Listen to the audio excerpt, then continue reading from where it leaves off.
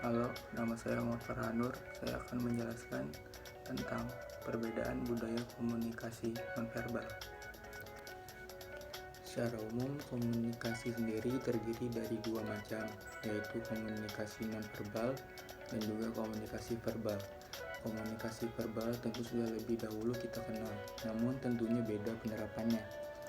Komunikasi verbal dan nonverbal selalu bersinggungan dan berhubungan sebab keduanya memiliki fungsi yang saling melengkapi, di mana komunikasi nonverbal mampu menyempurnakan komunikasi verbal dalam menyampaikan sebuah pesan atau informasi.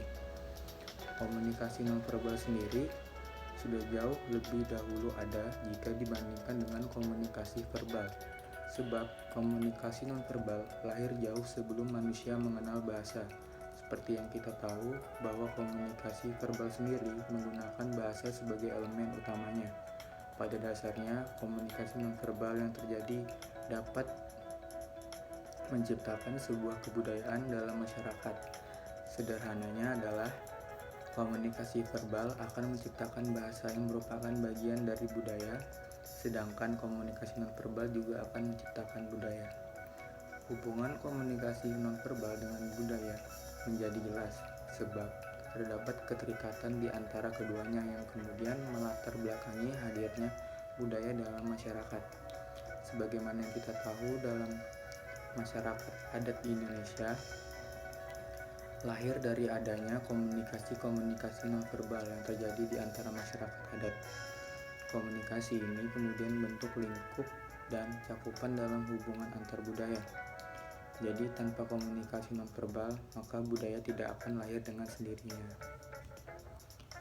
Pada dasarnya, komunikasi nonverbal memiliki klasifikasi yang dapat dilihat dari beberapa hal, yaitu ada satu, perilaku.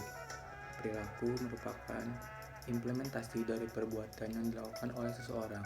Biasanya, perilaku ini dapat dilihat dari sikap dan juga tingkah laku seseorang dalam menjalin komunikasi.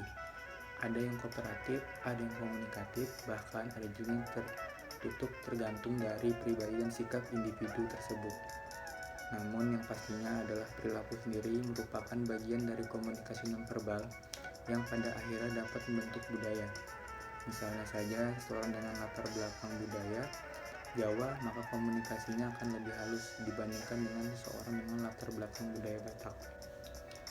Jika komunikasi verbal didominasi oleh bahasa, maka komunikasi nonverbal akan didominasi oleh gerakan tubuh seseorang.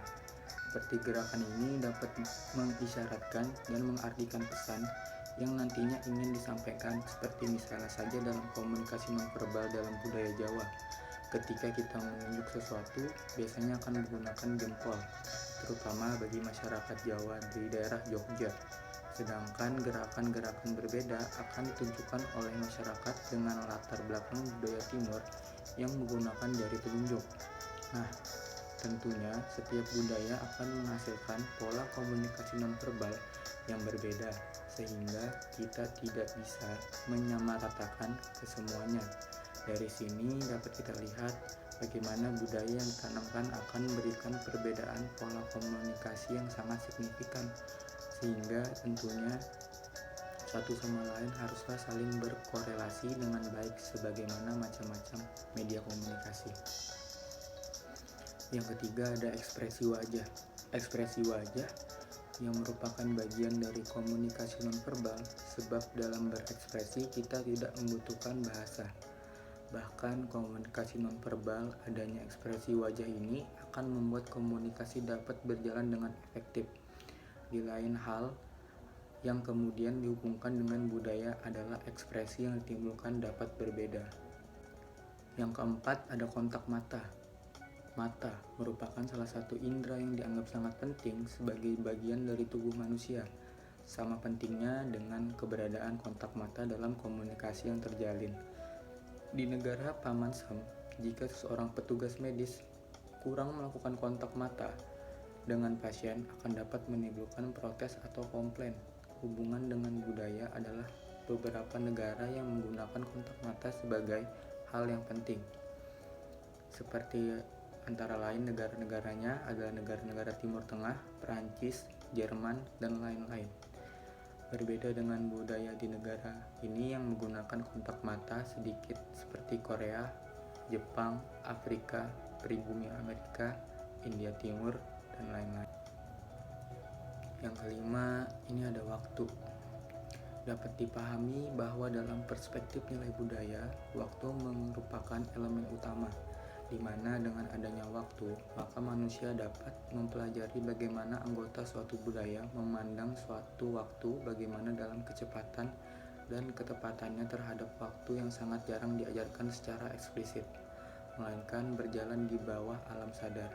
Waktu adalah bagian yang penting dalam bentuk pola komunikasi nonverbal, sebab waktu yang berbeda akan menghasilkan budaya yang berbeda, dan pastinya juga akan menghadirkan komunikasi nonverbal juga akan berbeda sebagaimana media komunikasi modern. Yang terakhir ada sikap. Sikap merupakan elemen penting dalam sebuah komunikasi nonverbal. Sebagai contoh, dalam peribahasa Afrika, dalam diam kita dapat berkata-kata.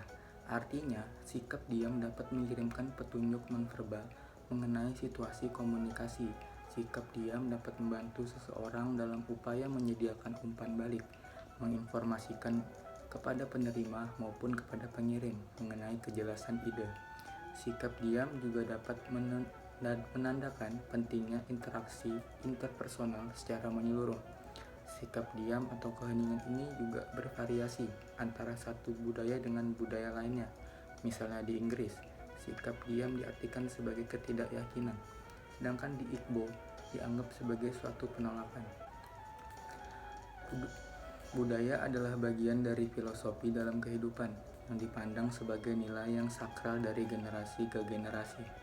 Setiap interaksi yang terjalin di dalamnya kemudian menghasilkan komunikasi nonverbal yang kemudian terkadang hanya dapat dimengerti oleh komunitas budaya tersebut. Hal tersebut ditunjukkan dengan adanya tindakan dalam komunikasi nonverbal yang terjalin. Bahkan komunikasi nonverbal dianggap memiliki peranan penting dalam komunikasi antar budaya dalam lingkup aspek budaya yang berbeda. Dapat disimpulkan bahwa hubungan antara budaya dan komunikasi nonverbal menciptakan sebuah hubungan yang saling berkaitan dan mempengaruhi satu sama lain. Interaksi di dalamnya menyebabkan pengaruh budaya, kemudian menjadi ciri dari individu dalam melakukan komunikasi. Setiap budaya akan menghasilkan komunikasi nonverbal yang berbeda, maka semakin ragam dan banyak jenis budaya akan menyebabkan pola komunikasi dan juga jenis komunikasi nonverbal semakin beragam dan berbeda. Terima kasih yang udah nonton videonya, semoga dapat bermanfaat bagi kita semua. Saya Muhammad Faranur, saya pamit undur diri. Dadah.